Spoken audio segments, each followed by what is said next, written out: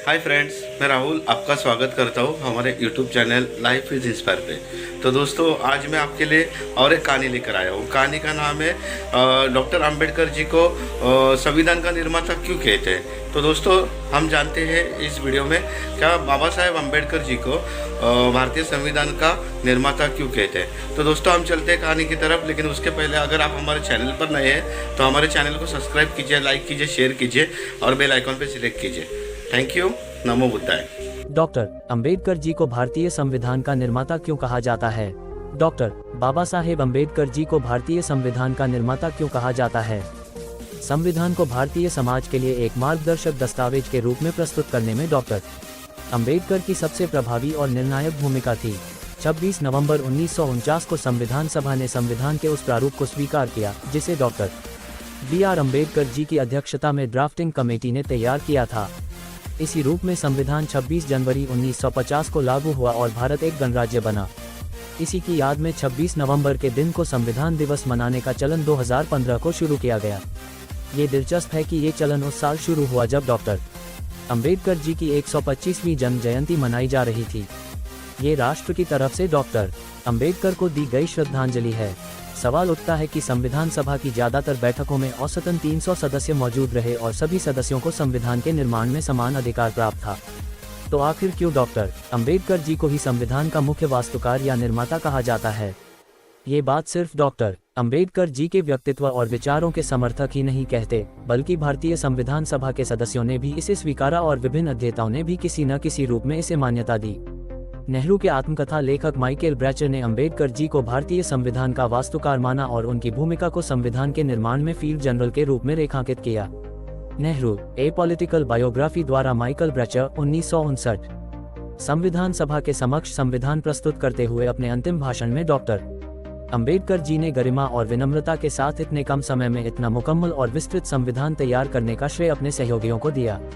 लेकिन पूरी संविधान सभा इस तथ्य से परिचित थी कि यह एक महान नेतृत्वकर्ता का अपने सहयोगियों के प्रति प्रेम और विनम्रता से भरा आभार है।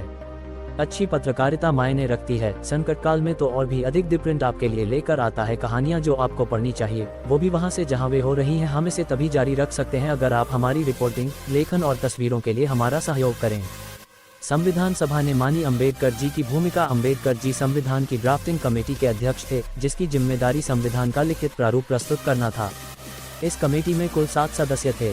संविधान को अंतिम रूप देने में डॉक्टर अंबेडकर जी की भूमिका को रेखांकित करते हुए भारतीय संविधान की ड्राफ्टिंग कमेटी के एक सदस्य टी कृष्णमाचारी ने नवंबर 1948 में संविधान सभा के सामने कहा था, संभवतः सदन इस बात से अवगत है कि आपने ड्राफ्टिंग कमेटी में जिन 7 सदस्यों को नामांकित किया है, उनमें एक ने सदन से इस्तीफा दे दिया है और उनकी जगह अन्य सदस्य आ चुके हैं। एक सदस्य की इसी बीच मृत्यु हो चुकी है और उनकी जगह कोई नए सदस्य नहीं आए हैं।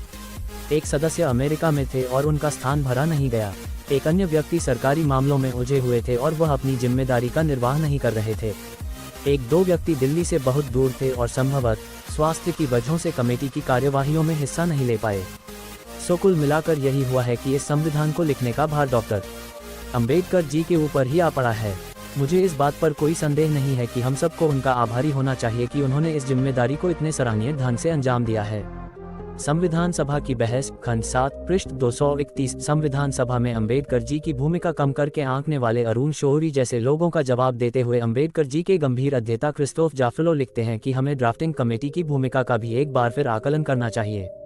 ये कमेटी सिर्फ संविधान के प्रारंभिक पाठों को लिखने के लिए जिम्मेदार नहीं थी, बल्कि उसको ये जिम्मा सौंपा गया था कि वह विभिन्न समितियों द्वारा भेजे गए अनुच्छेदों के आधार पर संविधान का लिखित पाठ तैयार करे, जिस बाद में संविधान सभा के सामने पेश किया जाए। सभा के समक्ष कई मसविदे पढ़े गए और हर बार ड्राफ्टिंग कमेटी के सदस्यों ने चर्चा का संचालन और नेतृत्व किया था। अधिकांश बार यह जिम्मेदारी अंबेडकर ने ही निभाई थी। क्रिस्टोफ जाफलो, भीमराव अंबेडकर जी, एक जीवनी 130। इसी तथ्य को रेखांकित करते हुए प्रमुख समाजशास्त्री प्रोफेसर गेल ओविट लिखती हैं कि संविधान का प्रारूप तैयार करते समय इनके विवादित मुद्दों पर अक्सर गर्मागर्म बहस होती थी। इन सभी मामलों के संबंध में अंबेडकर जी ने चर्चा को दिशा दी, अपने विचार व्यक्त किए और मामलों पर सर्वसम्मति लाने का प्रयास किया। एक साथ कई विषयों के विद्वान थे अंबेडकर जी उन चंद लोगों में शामिल थे जो ड्राफ्टिंग कमेटी का सदस्य होने के साथ साथ शेष 15 समितियों में एक से अधिक समितियों के सदस्य थे। संविधान सभा द्वारा ड्राफ्टिंग कमेटी के अध्यक्ष के रूप में उनका चयन उनकी राजनीतिक योग्यता और कानूनी दक्षता के चलते हुए था।